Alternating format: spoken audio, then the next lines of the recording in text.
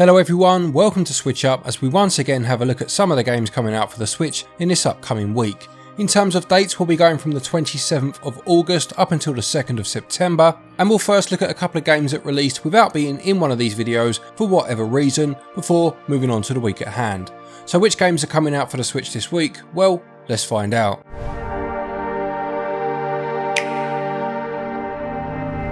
Let's start with a couple of games that are already out then, and the first is a Metroidvania called Islets. You play as Eco, an aspiring warrior exploring the lands and sky to reunite a series of floating islands. You'll be fighting against monsters and ruthless sky pirates, discovering upgrades to help you on your journey, and connecting the islands like a puzzle to discover new ways to explore previous areas. We should have a review of this game available for you on the channel, and there'll be a card in the top right hand corner if you do want the full story. And the other game for those already out is Pac-Man World Re-PAC, which came out last week and is a remaster of Pac-Man World, which originally released in 1999 in North America and Japan and 2000 in Europe. This new version has an improved UI and updated visuals as you attempt to collect dots in the 3D environments and save your friends from the ghosts. This is another game we have a review of on the channel. Again, there is a card in the top right hand corner if you want to give that a watch. Let's move on to the games coming out this week, and what better way to start than with Teenage Mutant Ninja Turtles, the Cowabunga collection. This is an assortment of 13 games from Konami's run in developing games on the popular franchise, and includes some true classics such as my favourite game of all time, Turtles in Time.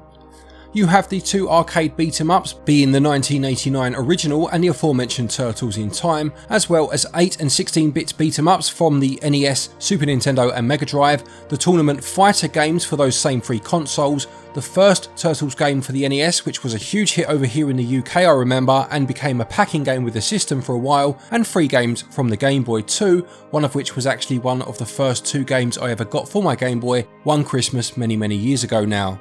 Some of the games have had online play added, and there are further quality of life features such as save states and rewind, and also an art gallery of some description. We'll see exactly what that includes when it releases. This is a bit of a dream come true for Turtles fans such as myself to have such classic games on one cartridge, and we will be reviewing this game in time for launch next week on the 30th.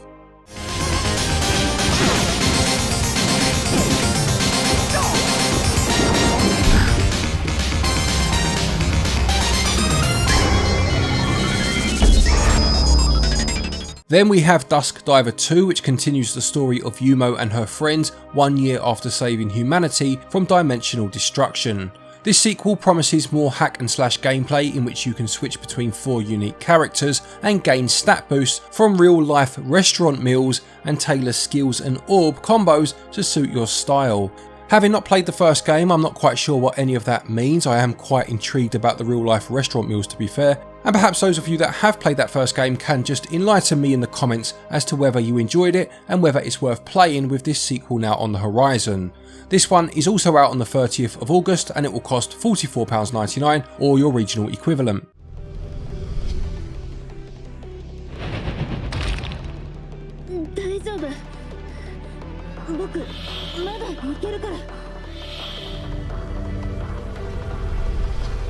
We also have Tinykin, which appears to have a bit of Pikmin to it, as you must use the abilities of a mysterious species to try to get your protagonist Milo home. You must create ladders, bridges, explosions and more with the titular Tinykin in order to find a way home through a sprawling ant-sized metropolis and unravel Earth's biggest mystery. The blurb goes on to say that you'll be exploring cities of ants, beetles and other insects inside of a giant house and must attempt to catch over 100 Tinykin in each city. You can collect upgrades to improve Milo's bubble pack and skateboard around the house on a tiny soap board. I do enjoy any game with an oversized environment to explore, and this one certainly sounds like something I could get on board with. There is a demo available for those interested and 10% off of the standard price up until the 31st of August. New heights. Stand back, unless you want a blue Tinykin to zap you with a powerful electric current.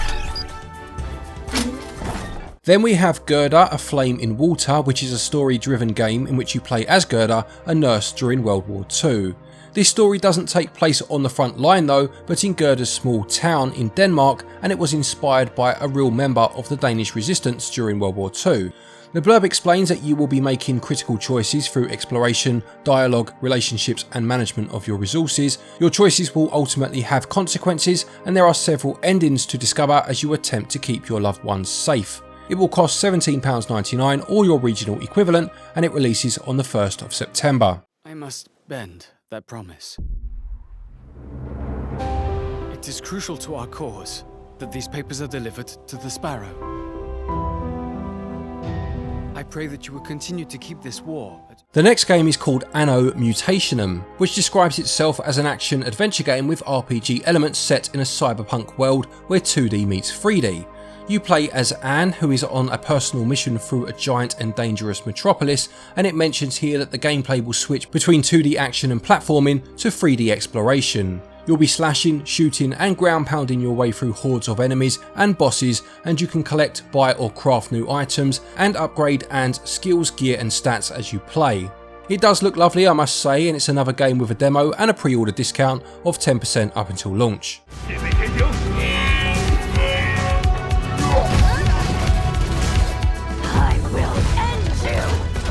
Remember last time the Consortium opened the gate? Hinterland is much more dangerous. There's another instalment of the NIS Classics line out next week with Volume 3, which includes La Pucelle Ragnarok and Rhapsody, a musical adventure. La Pucelle, if I am pronouncing that correctly, first released on the PS2 in Japan in 2002 before being ported to the PSP in 2009 as La Pucelle Ragnarok. As is the case with most of the games featured on these NIS Classics, this is a tactical RPG, and this version includes new scenarios, new recruits and DLC characters, as well as new music and voiceovers. Rhapsody, a musical adventure, is also a tactical RPG, and it's a precursor to the Disgaea series, which first released on the PlayStation in 1998 before getting a DS release across 2008 and 2009 depending on your region. This collection will cost £35.99 and it releases on the 2nd of September.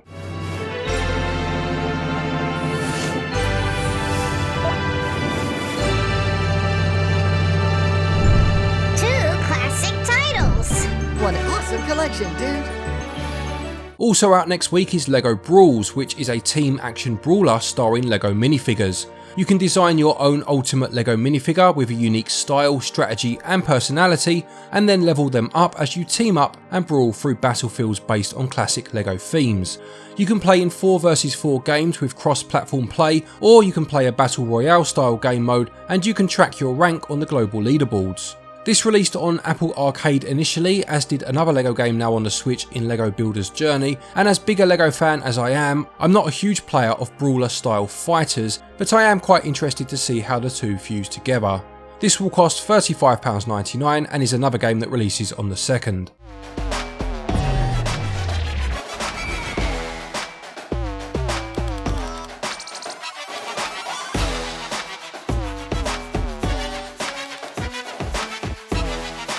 The penultimate game for this week is Made in Abyss, Binary Star Falling into Darkness, which I believe started as a manga and has since turned into an anime series. This blurb entry is in contention to win the shortest description ever award, as all it says is, become a cave raider and explore the world of the Abyss. 2 game modes are available, Hello Abyss, which follows the anime story, and Deep in Abyss mode, which tells an original story. That is all it says. So for anyone with little to no knowledge of the source material, this isn't a huge amount to go on, but the screenshots do look very interesting, I must say, so I'd be keen to know a bit more about the basic premise. It sells for £49.99 or your regional equivalent, but it does have 10% off of that price up until launch day, which again is the 2nd.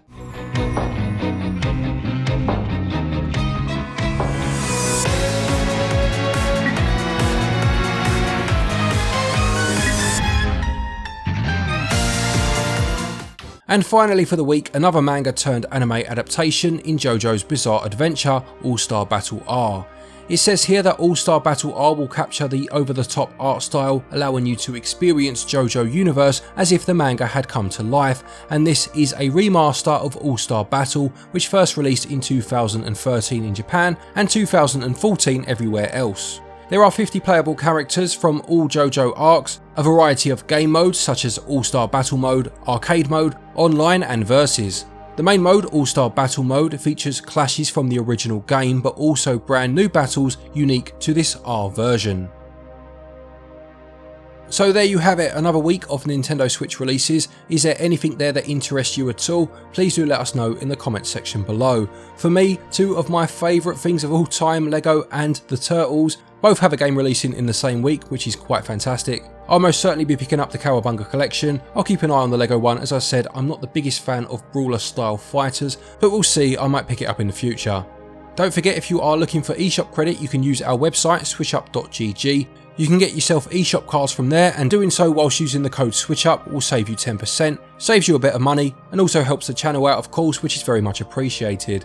Also, if you are looking to import any games, we do have a link down there to Play Asia. It's in the description and in the top pinned comment. Use the link there, use the code stated, and you can get yourself 5% off of an order from there too.